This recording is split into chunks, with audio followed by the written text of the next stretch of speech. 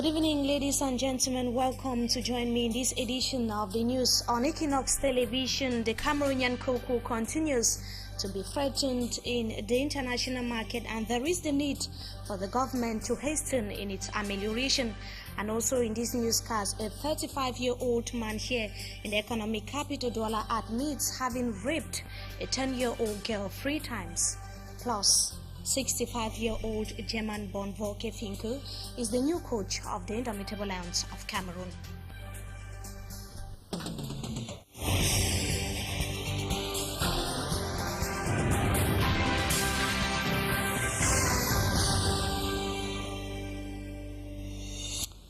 We begin right away with the government, which is seeking ways to better the quality of cocoa in Cameroon, which has been witnessing a drop in the world market. The Minister of Commerce was in the southwest region of the country, where he handed over some 54 cocoa drying ovens to farmers of the Moyoka subdivision. Derek Jato tells us more in the following report. It takes over 5 years for a cocoa tree to grow to maturity from a nursery, and this duration needs constant medication, as explained by this cocoa farmer. Yet, the cocoa farmers in Monyenge, Mautu, and Owe, villages in Moyoka subdivision, say their labor is almost in vain for the recent rejection of their cocoa beans from the world market because of its smoky nature from poor drying method has brought big losses. The handing over of 54 repairs ovens to the cocoa farmers of these villages by Cameroon Minister of Trade and Commerce Luik Marguambarga Atangana, in collaboration with the Cocoa and Coffee Interprofessional Council CCIC and the European Union, is coming as a timely rescue. He helped us with the ovens, so the ovens are very, very congested for us. Yes, we are happy for that. We pray that what we had this time, we'll have a green drying process. Thank you for the good work, and we pray say at least the price will drive or climb, so that farmer to feel benefit. This is the good method to do this type of drying. Storing properly, they have the temperature not too high. Then, the government motive of carrying this initiative. Really, the problem is to have a good quality and to be able to market, to sell our cocoa beans at a high price level. Being the second stop point, with same gesture after Bafia in February 2013, the Fako cocoa farmers hope to gradually regain their stand in the world market as they now go for smoky-free cocoa beans. And just to add, after the report, a series of meetings have been holding in Yaoundé Central region of the country to seek ways for solving the problems of the cocoa sector in the country. And we remain in Yaoundé Central region to add that many structures would be demolished from September this year in that part of Cameroon, when the government would embark on a project to widen some road networks in that part of the country. The government delegate to the Yaoundé City Council made the announcement today as an interministerial team undertook a prospection tour to the site which is going to host the various projects. A Yaoundé-based correspondent Roland Akon tells us more in the following report. The government delegate to the Yaoundé City Council here demonstrates the widening of the Yaoundé-Trois Statue Junction with the construction soon of a flyover linking the Yaoundé Central Post Office. Non, on casse ce qui est...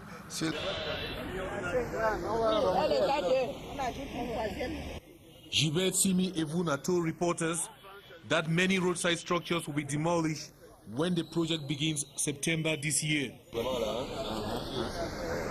The project envisages the rehabilitation of the Van flyover and the construction of a flyover at Mes d'Officier Junction linking the Central Post Office. This old abandoned Ahala flyover will be rehabilitated as part of the project, and an express road will be constructed from there to the Nsimalene International Airport. The widening by 6 lanes, the road from the John Paul II Avenue, passing through Chinga and the Wada to the Yaoundé Central Post Office, All these at the cost of The first section is about 67 million and billion, and the second is about 87. This is a prospection tour of the project by 5 members of government. We have to see in the field what the technician told us in the project. Scores of local and international enterprises have applied for contracts to execute the projects. Meantime, traders at the Congo market here in the economic capital Douala with officials of the Douala City Council are still at daggers drawn over tax payment. The traders said the Category A taxes are being imposed on them, which they have up to date denied to pay. Their shops were sealed early this morning and most tellers were prevented from getting into their shops. The situation remained unchanged even by the time our reporters left the market. Like we announced in the headlines, a 35-year-old man here in the economic capital Douala has spent his first night at the Nkululu Gendarmerie Brigade after he was suspected of raping or sexually abusing a young teenager. Medical reports have proven that the 10-year-old child was raped, and we hear that this is the 3rd time the little girl is suffering from the trauma. The alleged rapist is said to have confessed to his crime. We take a pause to the Mabanda locality of the Douala 4 municipality here in the economic capital Douala to talk about the series of happenings that struck the said locality within this week. 2 children drowned in a river in the area. That was Wednesday amidst complaints of upsurge of insecurity, and a man is also accused of having beaten the wife to death, and he is still on the run as we speak. Residents of the said locality are therefore calling on competent local or government officials to beef up security in the area. Now, the 20th May celebration 2013 was a black day for some students in Makenene who were involved in a road accident while they were on their way to the venue of the celebration of the National Day. The vehicle we can see on our screens was transporting the students of the government primary school Kinding Jabi in Makenene when it lost control and then dashed into the bush. No human life was lost, however, but for some few cases of injuries sustained after the arrival of local as well as law enforcement authorities on the scene. The injured students were transported to a local hospital. Now we take you to Bamenda Northwest region of the country. Elites of the Babanki community of the Mezam division have been exhorted to be agents of development. The fund was addressing the people recently in a cultural event which took place at the Kenjong Kengu village in the Babanki locality. Staff Lady Anabila tells us more in the full report.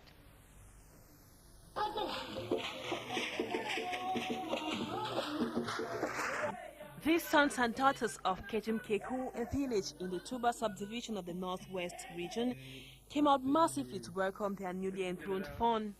His Royal Highness, the Fon of Babanki, met in this cultural jamboree with other elites and subjects in Bamenda.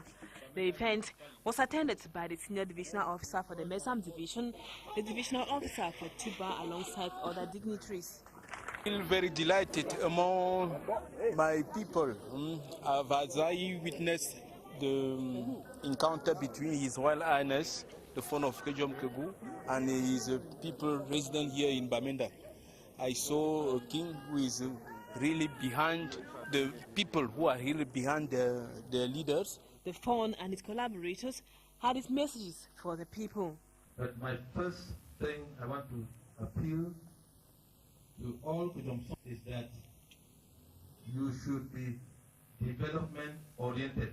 They should be law abiding, they should be good citizens, and they should not forget their tradition and culture.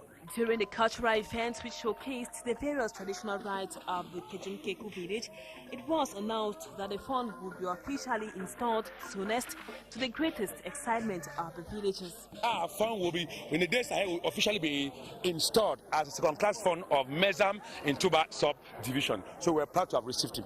Traditional songs and dances, which depicts the typical Babanki culture, graced the event. Meantime, since we are talking culture, a cultural evening showcasing the rich choreography of the Egyptian Aswan Group and the Cameroonian National Ballet took place today in Yaoundé Central region of the country. The Minister of Culture and also the Egyptian ambassador, as well as some top government officials, were part of that ceremony. Roland Akon for the paint the picture.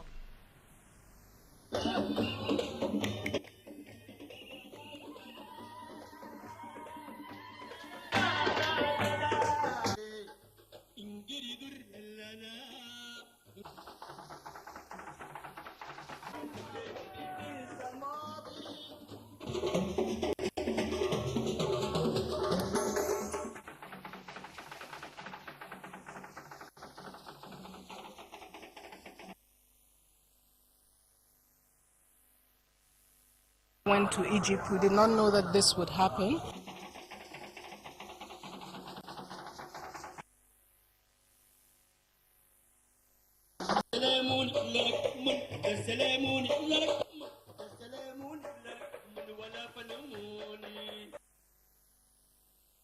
And the idea came to come and celebrate our national day.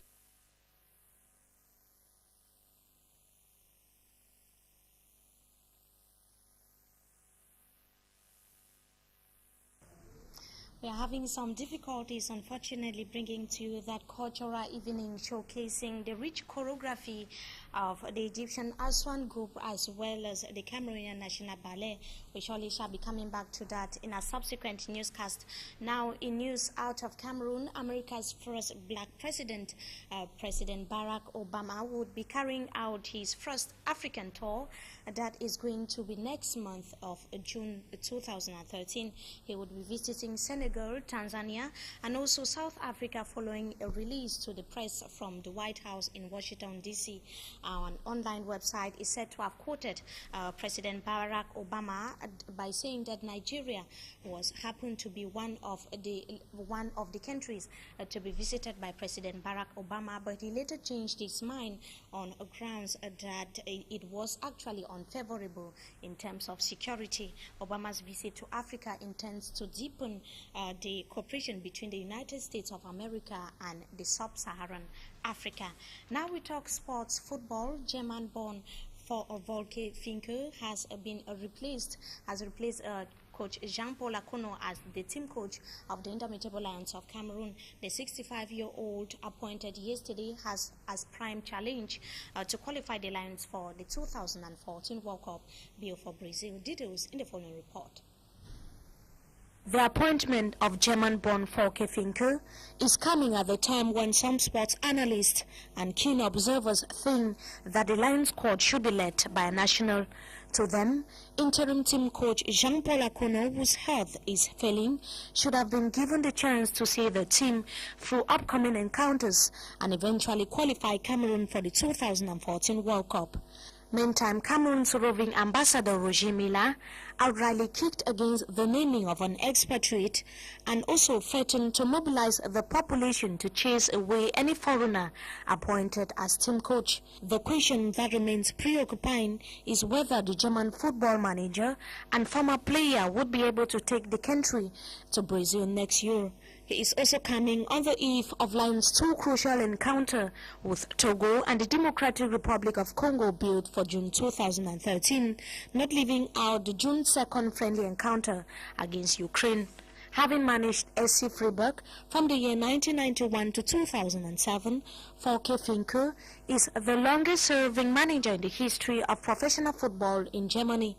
His sole experience with an African team was with the Teranga Lions of Senegal, where he served as a sports director.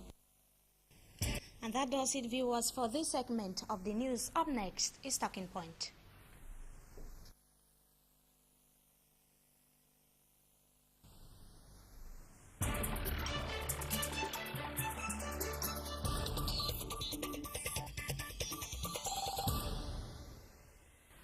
Thank you so much, viewers, for joining us tonight on Talking Point, the visit of the first black president, President Barack Obama, to Africa. We are going to be talking about that in the second part of this newscast, and we have an international law expert, Barrister Philip Ndikum. Good evening, and thanks for joining us tonight.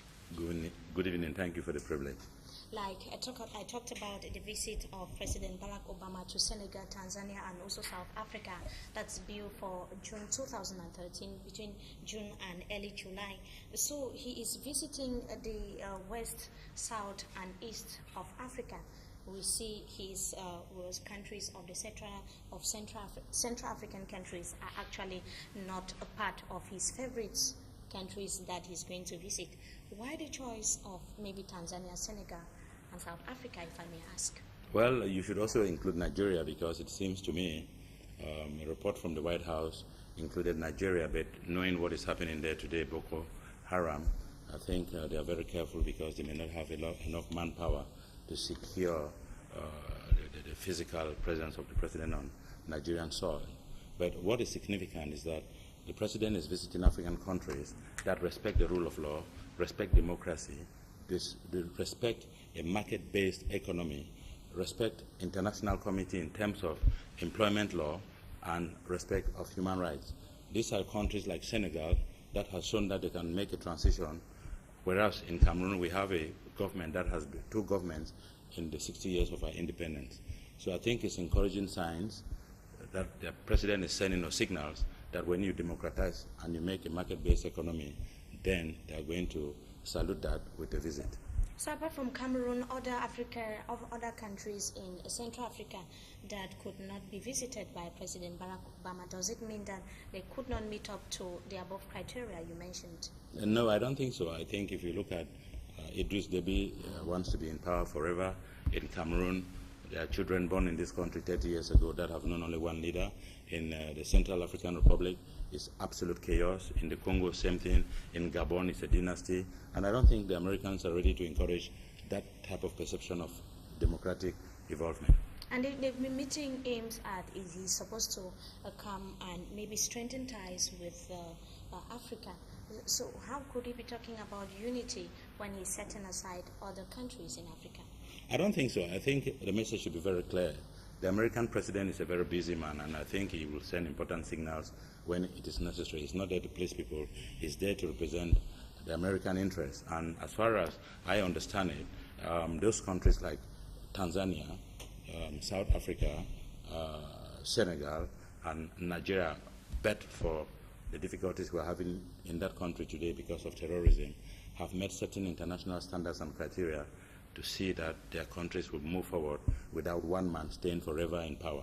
You earlier talked about political stability and also democracy, the existence of democracy in those countries like Senegal, Tanzania, and South Africa that President Barack Obama is going to visit.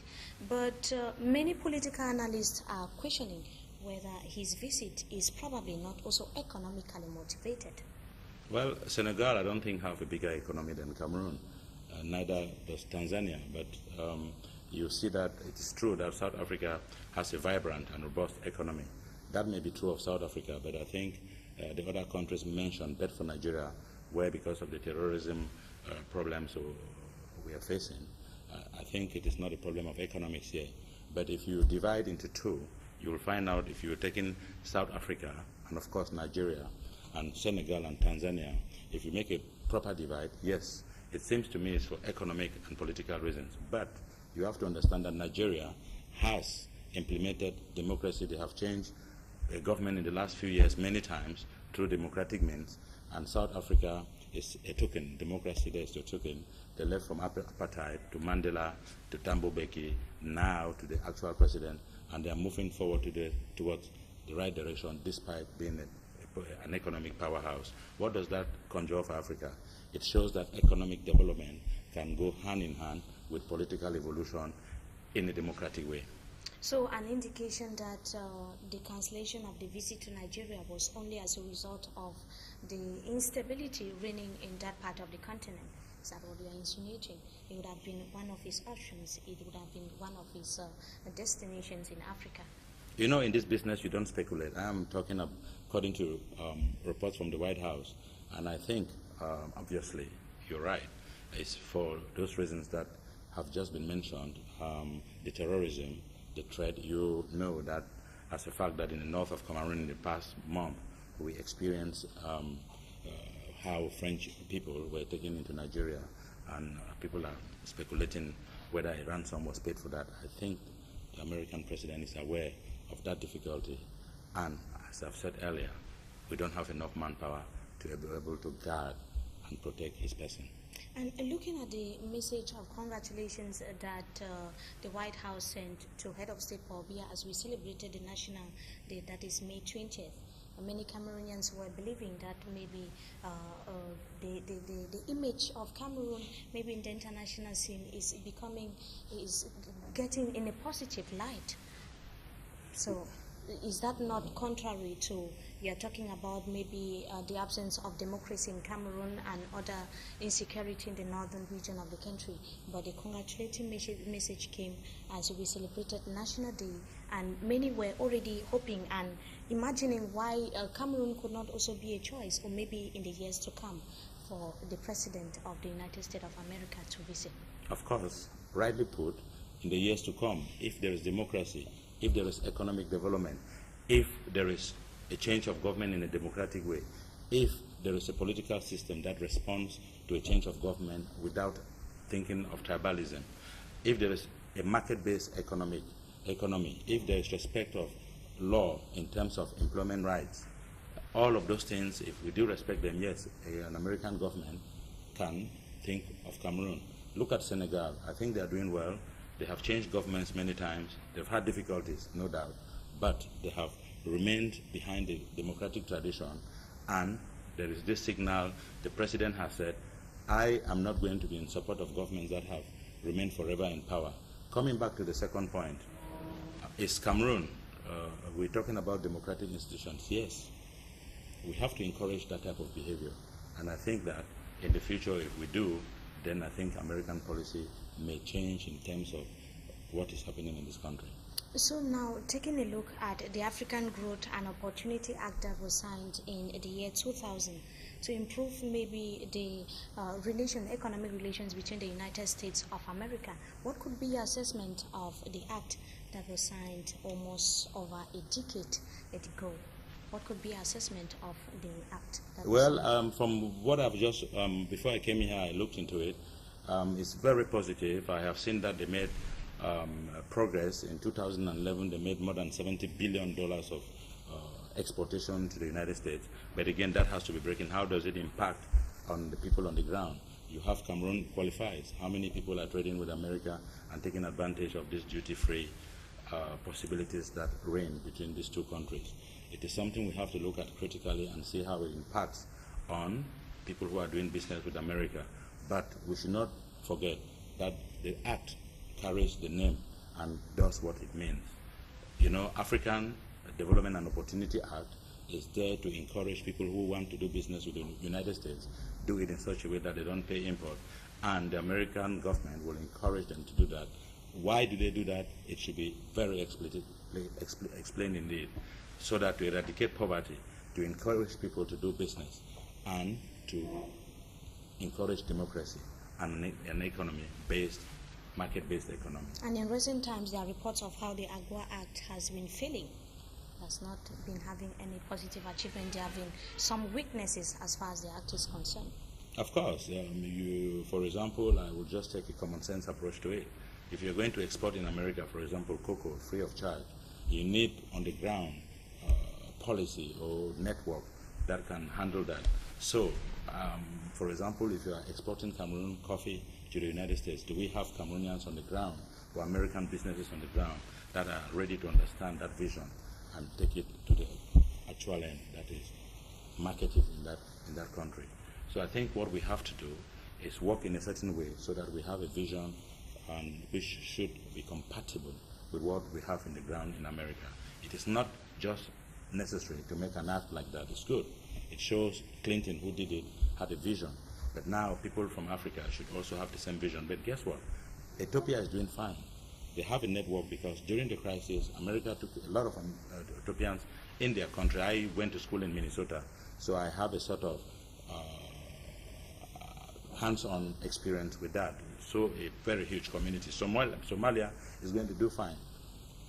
That community captures what comes in and can distribute in a certain way. And so policy like AGOA, it's very, very important for those countries, because when they do export, they have people on the ground, they are compatible in the language they speak, the vision they have, and so this distribution can be done in such a way that when it comes duty-free, it benefits the country that does it, and it benefits the people in America that is on the ground, and the people in country who are then providing or following this vision Clinton put in place. Now, this visit of President Barack Obama, before we go, what lesson should Africans learn from this visit that is going to pay to Africa?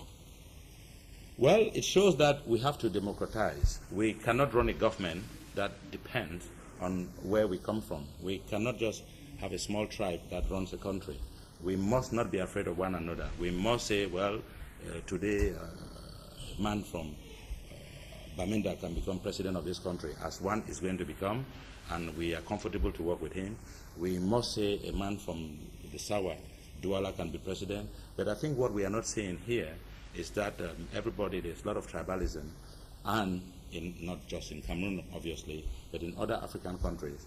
And we must start working like people who speak one language. We must start working like people who have one vision. We must start trusting the economy. That is a market-based economy. We must start understanding what the rule of law is all about. I will tell you something. This century, the most important commodity is the rule of law. And America, as I personally do, I despise people who don't respect the rule of law. And I think that is the signal he's sending. You must respect the rule of law. Thanks indeed, Barrister Philip Nzikum, for joining us tonight on Talking Point, and we hope to have you some other time again. Thank you very much. I'm privileged. And to you viewers, we thank you so much for joining us tonight. Good evening, and see you all tomorrow.